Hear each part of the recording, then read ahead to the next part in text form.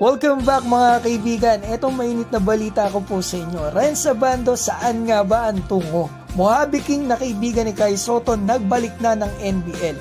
At yung Pinoy top prospect na si JJ Mandakit hindi daw kinokontak ng Gilas para sa U17 World Cup. Simulan po natin dito sa dating teammate at kaibigan ni Kai Sotto sa Adelaide 36ers Mojave King. Na-drop po ito last year sa NBA draft, 47 pick ng Lakers pero na-trade sa Indiana Pacers. At nilagay muna ito sa G-League affiliate team nila mga kaibigan. Ngunit hindi po siya nabigyan ng mahabang playing time dito. Kaya siguro ito umalis dito dahil official na nga po ibinalita ng mismong NBL. Pumirma na po ito ng 1-year deal si Mojave King sa New Zealand Breakers. So balik NBL ang drafted na dating teammate at kaibigan ni Kai Sotto. Mabilis na balita muna po tayo dito kay Renz Abando. Ngayong gabi, April 19, uuwi muna po siya ng Pilipinas mula Korea. Free agent na po siya sa KBL. At may balita na lumabas noon.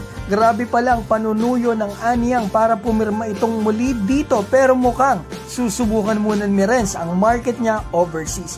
Nakasulit pa dito sa moment na nag-propose sa kanya ng contract ang kanyang team. Eto mga kaibigan, may 3 araw daw po itong palugit kay Abando. At kapag ito ay tinanggihan niya, hindi na po siya basta-basta makakabalik dito. 1 year ang ihintayin niya kung gusto niyang bumalik sa Anyang. At 3 years naman ihintayin niya kung ibang teams ang paglalaroan niya.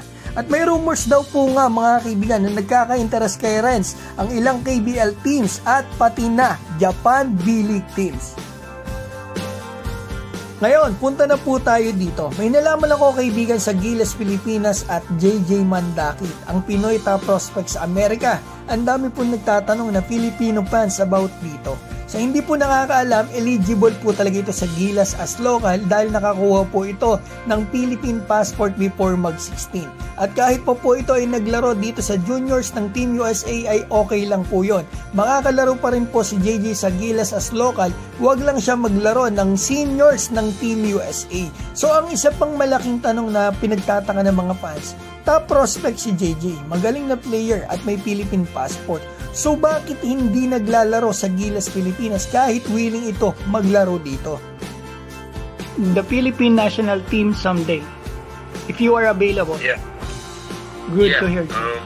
Not sure how the rules work exactly, but you know, if the opportunity presents itself and I would be able to do that, I would definitely be open to do it, and it'd be an honor for me to play for the Philippines national team.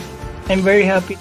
Di ba kaibigan, may paparating po tayo na FIBA U17 World Cup na gaganapin sa Turkey ngayong June 29 hanggang July 7. Pwede po maglaro dito si JJ kung kukunin siya ng Gilas dahil po siya ay 16 years old pa lamang.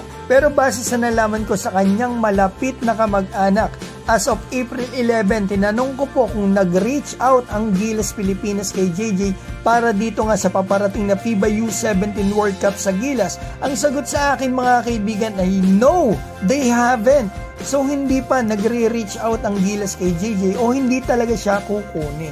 So abangan po natin yan kasi posibleng may isa na naman tayong kababayan na masayang ang eligibility as local sa Gilas Pilipinas. Kasi nito lang first week ng April kasama po si JJ sa 65 lang na naimbitahan ng Team USA Junior sa kanilang minicamp. Mukhang mauunahan pa tayo ng Team USA.